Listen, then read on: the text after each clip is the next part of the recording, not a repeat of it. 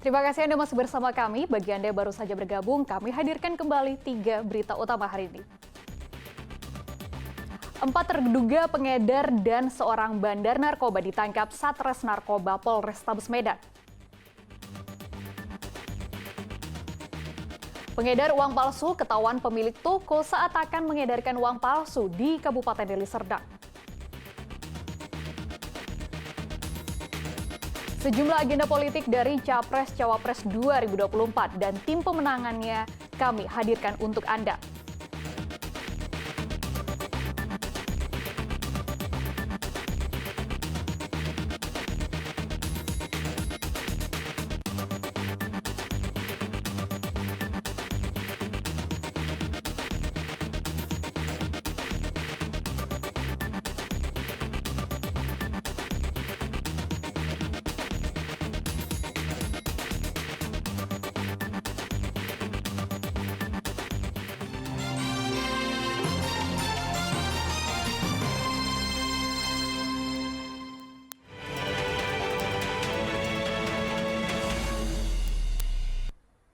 Tim kampanye daerah atau TKD dari pasangan Capres dan Cawapres nomor urut 2 Prabowo Gibran berkomitmen untuk berkampanye dengan cara damai.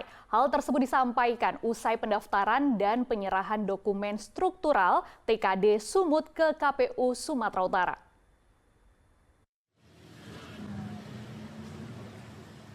Tim kampanye daerah TKD Sumatera Utara, pasangan Capres dan Cawapres nomor urut 2 Prabowo Gibran mendaftarkan diri ke kantor KPU Sumatera Utara. KPU Sumut menerima seluruh tim kampanye pasangan nomor urut 2 yang diusung oleh 14 partai politik. KPU berharap agar tim kampanye selalu menaati segala peraturan yang sudah ditetapkan, termasuk menentukan 20 media sosial yang dapat digunakan untuk berkampanye terhadap pasangan yang diusung. Bertempat di Aula KPU Sumatera Utara menerima pendaftaran pelaksana kampanye dan tim kampanye serta akun media sosial peserta pemilu tahun 2024 khususnya pasangan calon nomor urut 2 Prabowo Gibran yang pada dasarnya penyampaian pendaftaran ini setelah dilakukan di aplikasi Sikadeka. Nah, dan pada hari ini pasangan Prabowo Gibran menyerahkan secara fisik dokumen ke KPU Provinsi Sumatera Utara. Dalam menjalankan seluruh strategi pemenangan, TKD pasangan Prabowo Gibran akan menggunakan cara positif dan terhindar dari hal yang memfitnah pasangan lainnya. Bahwa apa yang diperintahkan oleh Pak Prabowo dan Mas Gibran, kami akan tetap menjadikan politik Pilpres 2024 adalah politik yang riang gembira, politik yang santuy, politik yang mempersatukan. Kita tidak akan menggunakan cara-cara seperti memecah persatuan, karena semangat Pak Prabowo dan Mas Gibran adalah tetap menjalin persatuan dan kesatuan Republik Indonesia. Tidak menggunakan cara-cara memfitnah, tidak menggunakan cara-cara yang bisa saling membenci, saling memaki. Kami juga mengimbau kepada seluruh rakyat Sumatera juga jadikan Pilpres 2024 adalah politik yang mempersatukan dan menggembirakan bagi kita semua. Sebelumnya, KPU RI telah menetapkan 3 peserta pemilu presiden dan wakil presiden 2024. Masing-masing pasangan calon telah menerima nomor urut berdasarkan undian. Pasangan Anies Baswedan Muhaimin Iskandar bernomor urut 1, Prabowo Subianto Gibran Rakabuming Raka bernomor urut 2, dan Ganjar Pranowo Mahfud bernomor urut 3. Muhammad Hamdani melaporkan dari Kota Medan. Di Kota Pontianak, Kalimantan Barat, pasangan Capres-Cawapres Ganjar Pranowo Mahfud mengikuti acara senam sehat bersama ribuan kader dan simpatisan Partai Hanura. Capres Ganjar Pranowo juga menemui masyarakat adat Dayak dan generasi muda Pontianak. Calon Presiden dan Wakil Presiden Ganjar Pranowo Mahfud MD menyapa ribuan kader dan simpatisan Partai Hanura di kawasan Alun-Alun Kapuas, Pontianak, Kalimantan Barat Minggu kemarin. Acara ini juga dihadiri oleh Ketua Umum Partai Hanura Usman Sabta. Menurut Ganjar Pranowo, selain mengikuti acara ini, dirinya juga bertemu dengan para petani sawit untuk mendapatkan masukan. Ganjar juga bertemu dengan sejumlah guru honorer. Termasuk tadi mereka sudah bekerja tahunan di pemerintahan, mobil khusus nih di sekolahan ya, guru-guru yang honorer. Dan inilah yang coba kita dorong. Hanya tadi saya tanyakan kepada dia, apakah pernah daftar P3K? Belum gitu. Nah ini kita dorong agar mereka bisa punya kemampuan itu. Dan kalau mereka bisa lolos, insya Allah mereka akan bisa mendapatkan kesejahteraan yang lebih baik, masa depan yang lebih baik.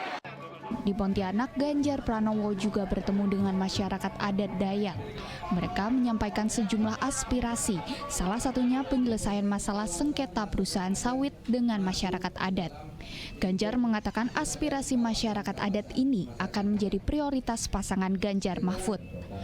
Usai menemui masyarakat adat, Ganjar berkunjung ke warung kopi Asiang yang legendaris khas Pontianak dan berbincang dengan generasi muda Pontianak.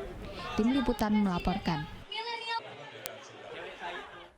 Sementara calon presiden nomor urut 1 Anies Baswedan menghadiri Rapimnas Partai Keadilan Sejahtera di Depok, Jawa Barat. Dalam acara tersebut, PKS meminta Anies untuk tetap menjadikan Jakarta sebagai ibu kota negara jika terpilih menjadi presiden.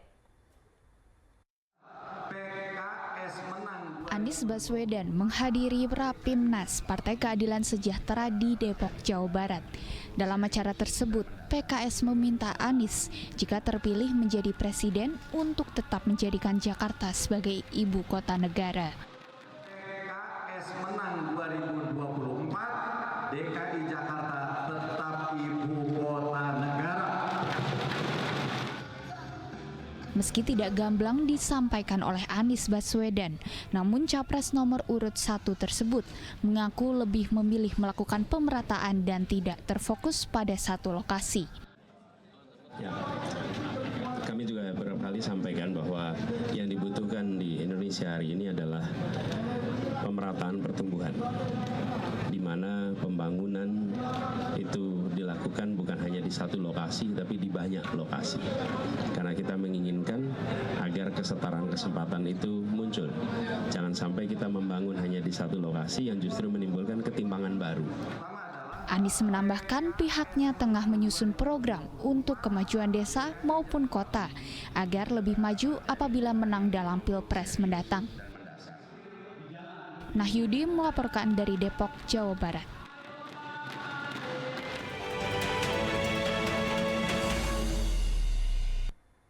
Berdayakan inovator muda serta mendorong pertumbuhan ekonomi, Karnival Pengusaha Muda se-ASEAN digelar di Kota Medan.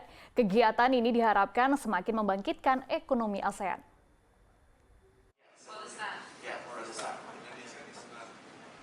Karnival Pengusaha Muda se-ASEAN yang diikuti 10 negara di ASEAN digelar selama 3 hari, mulai dari 23 November hingga 24 November di Kota Medan. Mengangkat tema Empowering Young Innovator Toward Fueling Economic Growth, karnaval bertaraf internasional ini diharapkan dapat mendorong pertumbuhan ekonomi ASEAN dengan meningkatkan jumlah pengusaha muda di ASEAN. Usai pandemi, kegiatan ekonomi berubah. Kegiatan yang telah 8 kali terselenggara ini membuktikan bahwa pengusaha muda ASEAN dapat bangkit menghadapi pandemi. Korporasi antar negara anggota ASEAN dan para pengusaha mudanya ini menjadi kunci bagi kemajuan ASEAN. Acara ke-8 Asian Young Entrepreneur Carnival ini meneguhkan bahwasannya pengusaha muda seluruh ASEAN ternyata bersama-sama bisa bangkit menghadapi pandemi. Oleh karena itu, korporasi antar negara anggota ASEAN dan para pengusaha mudanya ini menjadi kunci bagi kemajuan ASEAN ke depan. Fokus kita di Asian Young Entrepreneur Council ini adalah meningkatkan jumlah para pengusaha muda di seluruh ASEAN. Karena itu merupakan salah satu kunci dari pembangunan ekonomi di kawasan ASEAN sekitar 5-10 tahun ke depan. Kegiatan ini mendapat respons positif karena menjadi peluang besar bagi pengusaha Indonesia untuk membangun platform mereka dan bekerja sama dengan para pengusaha negara di ASEAN.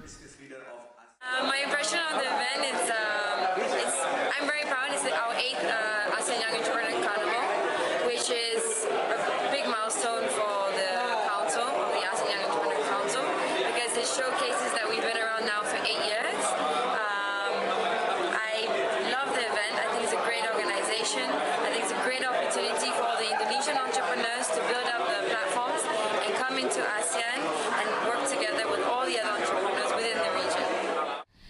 karnival dan sejumlah diskusi.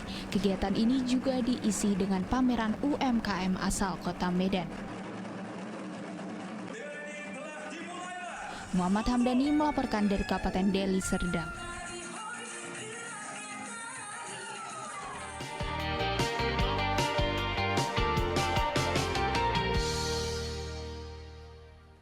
Informasi tersebut mengakhiri berita Medan hari ini. Saya Frin Meriana, berterima kasih atas perhatian dan kebersamaan Anda. Selamat beraktivitas dan sampai jumpa.